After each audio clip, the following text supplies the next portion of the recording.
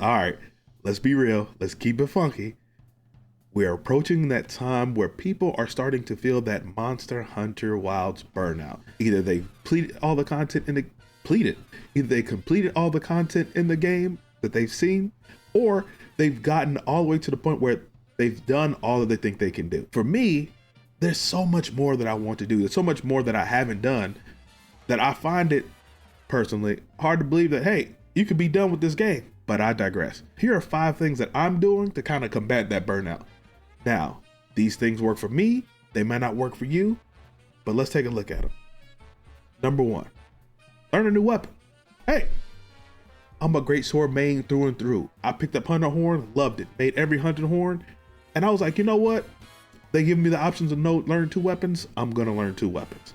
So I picked up things like the long sword or the switch axe or the sword and shield, and I'm finding that I'm having a lot of fun with that. Now, I'm also learning that the game feels different when I'm trying to navigate around these monsters with these new weapons. It's like learning the game all over again because now you're relearning how you move again. It's a beautiful thing. And if you haven't tried a new weapon, if you only a one-trick pony with the long sword, I suggest you try maybe a slower weapon. Maybe heavy bowgun's your thing. Try something else. That's all we want! Do something else! Number 2, make a new build. What do I mean by make a new build? We've all done it. We're all guilty of this. We pick up a weapon or we have our favorite weapon, but we want to optimize, we want to min-max it. So what do? We go look up a video on YouTube to find out what is the most powerful build, what is the most DPS build, what is this? Hey, I would behoove you, I can't speak today. I would suggest that you find skills that fit the way that you play. For instance, I love to offset. Offset is my favorite new mechanic in this game. I want to do things that maximize my opportunities when I get an offset. So that means I want adrenaline rush. That means I want counter attack or counter strike. I want offensive guard because I'm shoulder bashing or, blocking. I love that. So I'm going to make builds that cater towards that. I don't care about maximum damage. I just want to make, when I get those opportunities to topple this monster, I want it to hurt because you messed up. Also, hey, here's another thing. You don't have to be the one doing all the damage. If you're going on these quests and you are carding a lot because you're going full DPS, maybe make your life easier and put some quality of life, maybe put some things that'll help you survive a little bit more.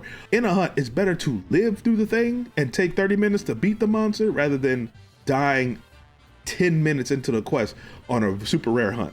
That's all I'm gonna say, or investigation. These last 3 are going to be subjective, really subjective. More specifically, the next 2, because these are for the sweats.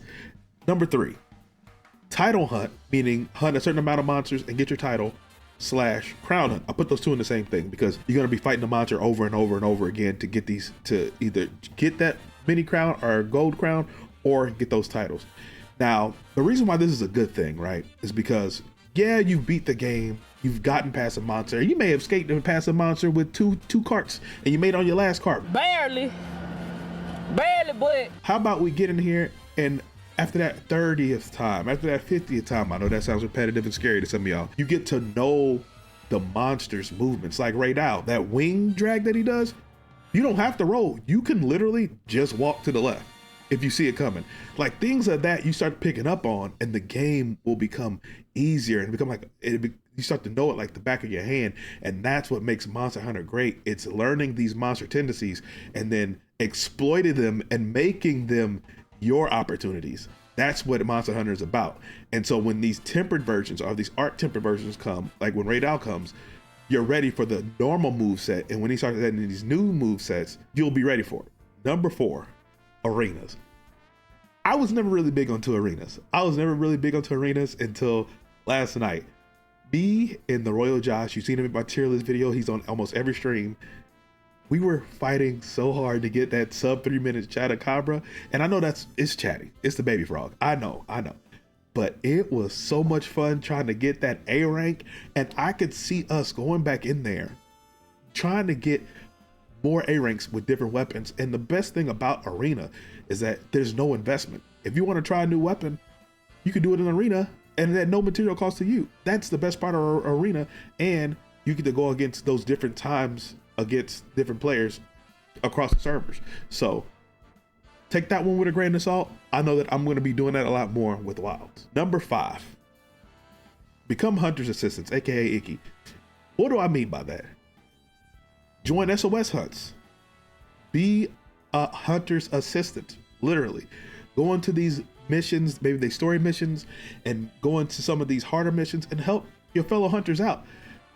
That's the joy of Monster Hunter. That's what SOSs are for. You can be somebody's hero. Like, that is so fun to me. The reason that we found Icky Bree, aka Hunter's Assistant, is because she was in there helping us with our big hunt. I don't know who Hunter Assistant is, but they've been cooking. They came in with dual blades. I think, what did they yourself. They had the bow last time. Reveal yourself. And she never left. It's beautiful. It's also how you meet new people, potentially. What I will say is, because there's a caveat to that, I would make builds relative to the monsters you're fighting. You don't want to go in there and blow the monster's ass out. Let's say if you're fighting low range. Although it would be fun to go in there with them Zoshia weapons and just blast it. Because it's another hunter's hunt, maybe have a low rank set for them to go in so they can kind of learn to fight.